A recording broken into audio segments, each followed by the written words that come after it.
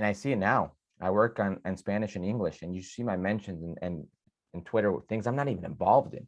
Liga MX versus MLS, U.S. men's national team versus Mexico, whatever the case may be. It could be Toronto, it could be Montreal playing like Club America, and I have zero to do with either team. My mentions will blow up, positive and negative, and it's like for the fan in the States, it's like you defend Mexico, and for the fan in Mexico, it's like, why are you with them? You're one of us, like it's and they're going at each other, but they're throwing, little slinging of the shit at me, and I'm just like, yeah, it's so very tribal.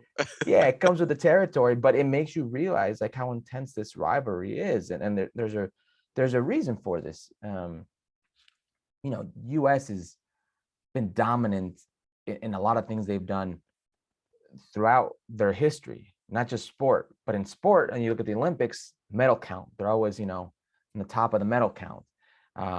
Basketball, best in basketball. Football, best in football. Baseball, this is who the league is, et cetera, et cetera. But now when it comes to football, this is our sport. This is ours, not theirs. This is ours. And all of a sudden, you've dominated the United States of America, U.S. men's national team for so long. And here comes the 90s. And late 90s, there's a little bit of a turning of the tides. And in early 2000s, you're like, whoa, not only is there a turning of the tides and they got our attention, they're consistently beating us. Whoa, hold on a second. They knocked us out of a World Cup? In a World Cup?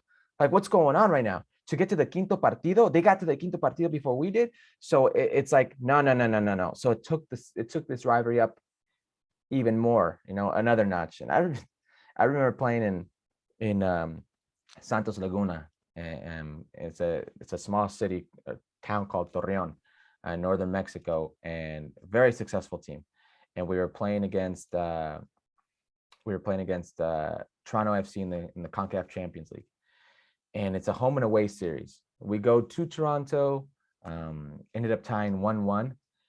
Things got very out of control. Like they had to end up stopping the game. It was in stoppage time, and they just called the game. One of our players, Darwin Quintero, started getting into one of their players. I forgot the guy's name. The guy's name is a Chilean player. It's like the bench is kind of cleared, a lot of pushing and shoving. But then security came down and started kind of manhandling some of our team and some of our, people within our squad. And it got really ugly, like to the sense where I was like, whoa, we're gonna have like another Malice in the Palace type of deal. Like it's gonna bleed over into the stands and people are gonna come in. It got kind of ugly. It ended up at that, but there was some bad blood between the two teams. So the next game we played them at home. I mean, MLS clubs don't fare too well down in Mexico, and we were a very good team. Yeah. And I remember Héctor Ademaitis, El Ruso Ademaitis, our assistant coach, who was this Argentine. He was a famous Argentine player, and he's like so soft-spoken and so quiet, and he really never talks. And I just remember he all of a sudden got into this pep talk right before the game. And he goes, muchachos. He goes, he started going, estos hijos de puta, like these sons of bees, these SOBs, they have everything.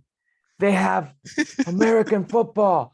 They have basketball. They have baseball. They have hockey, but not this. This is ours. This is ours. And it was like a scene out of 300, like, oh, and everybody's like running out of the tunnel. And I'm sitting there like last one behind her. And I'm like, the fuck, guys, it's Canada. But it goes to the mindset of where this rivalry is and why it's gotten to that